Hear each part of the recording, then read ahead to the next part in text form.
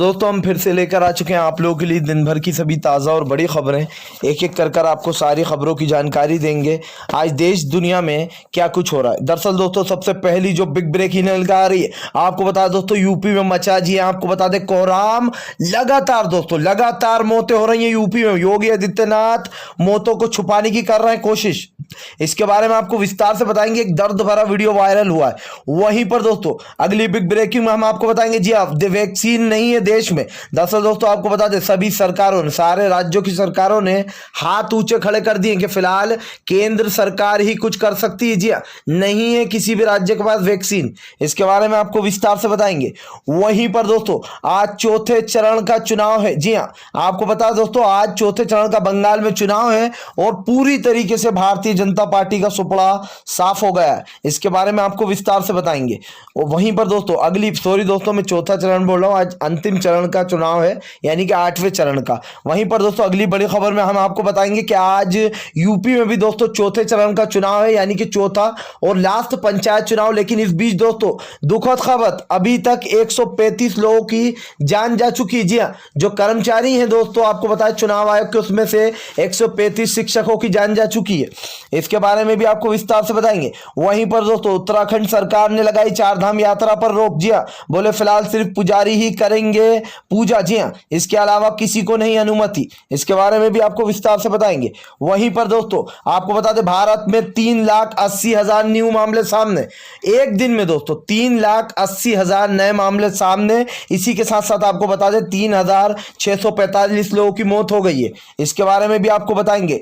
वहीं पर दोस्तों बंगाल में भड़के लोग, फिलहाल बोले प्रधानमंत्री और चुनाव आयोग को शर्म आना चाहिए ऐसे समय में चुनाव कराने के लिए।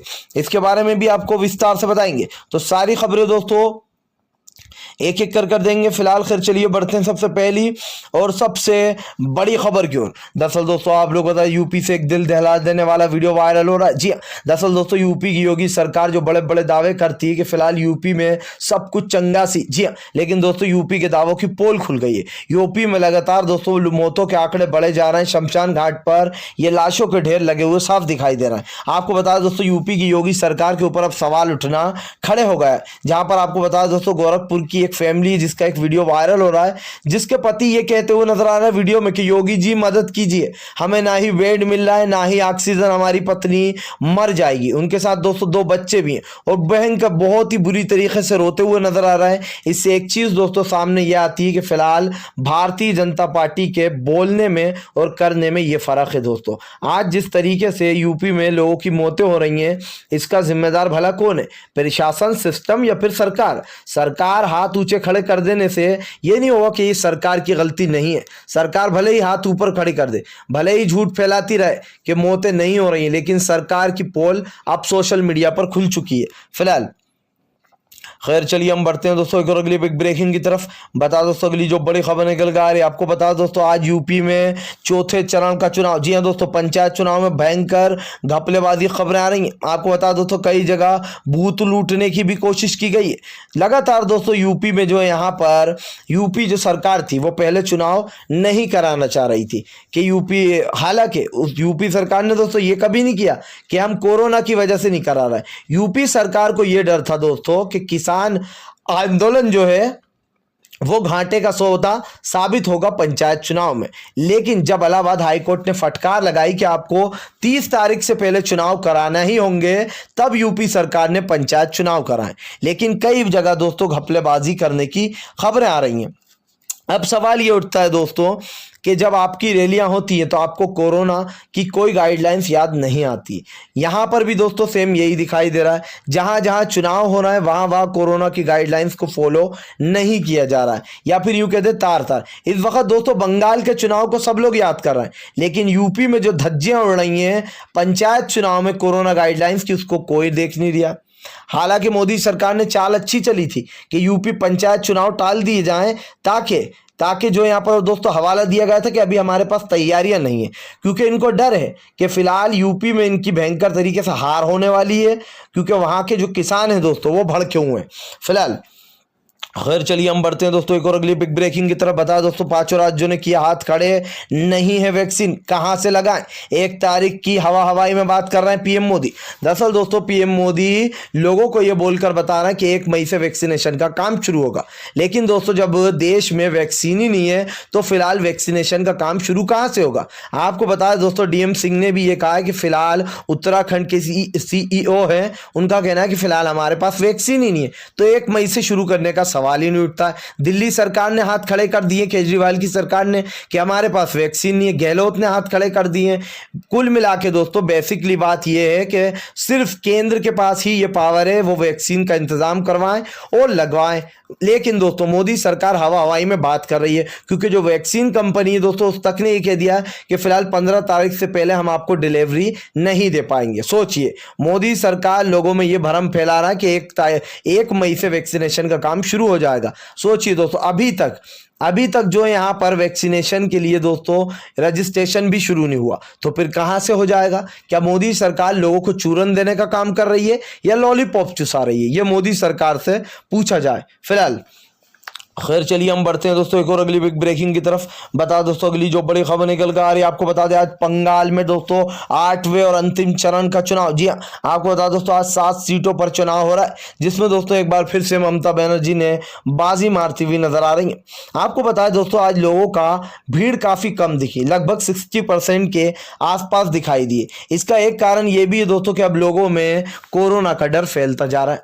आपको बता दूं दोस्तों मोदी सरकार की लापरवाही की वजह से बंगाल में आज हर दूसरा आदमी कोरोना पॉजिटिव निकल रहा है। बंगाल में अगर आप किसी का भी टेस्ट करोगे तो हर दूसरा आदमी आपको कोरोना पॉजिटिव निकलेगा, और यह अखबार ने छापा भी है। खुद ममता बनर्जी ने यह कहा है कि फिलहाल हमने 3 चरण का सुझाव दिया था सरकार को और जो यहाँ पर चुनाव आयोग को, लेकिन फिलहाल चुनाव आयोग ने उसको ठुकरा दिया। और ये किसके कहने पर हुआ था दोस्तों, ये आप बखूबी जानते कि भारतीय जनता पार्टी किसी भी तरीके से बंगाल की सत्ता को हासिल करना चाहती है। और आपने देखा होगा जब बिहार में चुनाव थे तो पूरी बीजेपी वहां पर झुक गई थी, पूरी जान झोंक दी थी, और वही का वो काम इन्होंने बंगाल में किया। बंगाल में आप लोगों में कोरोना फैल रहा है, आपको जब पता है कि एक इंसान से 1000 लोगों में संक्रमण फैल रहा है, तो आप रैलियां क्यों कर रहे हो। खुद अमित शाह, गृह मंत्री अमित शाह, नरेंद्र मोदी, इन दोनों ने कोरोना गाइडलाइन की खूब धज्जियां उड़ाई हैं। बिना मास्क के, बिना किसी प्रोटोकॉल को फॉलो किए इन्होंने जमकर दोस्तों कोरोना की गाइडलाइंस को लात मारी, एक तरीके से ये कह सकते हैं। क्योंकि हमने बीजेपी वालों की कहनी और करनी में फर्क देख लिया है दोस्तों। फिलहाल दूसरों के लिए कुछ और कानून और अपने लिए कुछ और कानून, ये है भाजपा की सत्ताई। फिलहाल दोस्तों आज 7 सीटों पर चुनाव था बंगाल में। फिलहाल जो हम अभी तक रुझान देख रहे हैं वो ममता बनर्जी की तरफ ही आता हुआ दिखाई दे रहा है। फिलहाल अब देखते हैं 2 मई के दिन, जिस दिन आंकड़े सामने आ जाएंगे और फाइनली ये पता चल जाएगा कि कौन जीत रहा है कौन हार रहा है फिलहाल। खैर चलिए हम बढ़ते हैं दोस्तों एक और अगली बिग ब्रेकिंग की तरफ।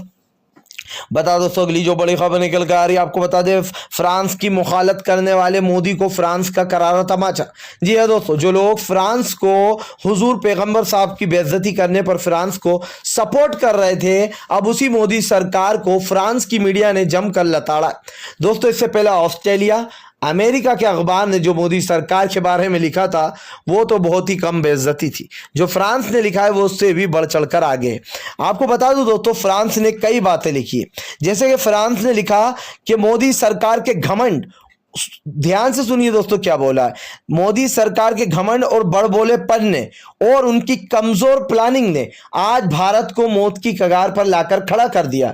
जी हाँ, जिस तरीके से मोदी सरकार का दोस्तों घमंड है और बड़बोलापन है, जो उनका बड़ी बड़ी बातें बोलने का, फ्रांस की मीडिया का यह कहना है कि उनका ये घमंड और बड़बोलापन और कमजोर प्लानिंग इंडिया को ले डूबी कोरोना में। इसके आगे दोस्तों उन्होंने और भी लिखा है, जी हाँ, इंडिया की सरकार यानी कि दोस्तों मोदी सरकार वैक्सीन बांटने का ढिंडोरा पीट रही थी कुछ दिन पहले तक, लेकिन अब यह ढिंडोरा भारत के लिए दोस्तों खौफनाक बन चुका है। यानी कि दोस्तों फ्रांस की मीडिया ये कहना चाह रही है कि आप जब दूसरे देशों में अपनी वाहवाही कराने के लिए वैक्सीन बांट रहे थे तब आप ढोल पीट रहे थे अपने नाम का, और अब इंडिया में ही जो है कोरोना एक खौफनाक मंजर बन गया है। लोगों की लाशें, और दोस्तों पोस्टर भी ऐसा लगाया है मैगजीन पर जिसमें लाशें ही लाशें जल रही हैं अखबार ने, और ये वहाँ के मशहूर अखबार है दोस्तों जिन्होंने ये लिखा है। इसके आगे आपको बता दें दोस्तों उन्होंने और भी कई बातें लिखी हैं। जी हाँ, आपको बता दें उन्होंने लिखा है डोनाल्ड ट्रंप की राह पर ही चली मोदी सरकार। जिस तरीके से डोनाल्ड ट्रंप ने कोरोना की धज्जियां उड़ाई थी अमेरिका में, वैसे ही डोनाल्ड ट्रंप की राह पर चुनाव प्रचार करते रहे नरेंद्र मोदी। सोचिए दोस्तों, ये फ्रांस के अखबार ने छापा है। अब दोस्तों मोदी सरकार वहां की मीडिया को पकड़ के बताए, अमेरिका की मीडिया को पकड़ ले, और जिस तरीके से दोस्तों यहाँ पर ऑस्ट्रेलिया की मीडिया है वहां को पकड़े, अब फ्रांस की मीडिया ने करारा तमाचा मार दिया। अब आप क्या उखाड़ लोगे वहां की मीडिया का?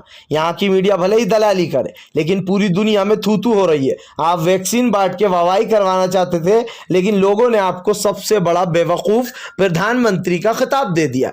सोचिए दोस्तों, जो बाइडेन जैसे प्रधानमंत्री, अमेरिका जैसा शक्तिशाली देश हमें वैक्सीन का कच्चा सामान देने से इनकार कर दिया कि हम कच्चा सामान नहीं दे सकते। क्यों दोस्तों?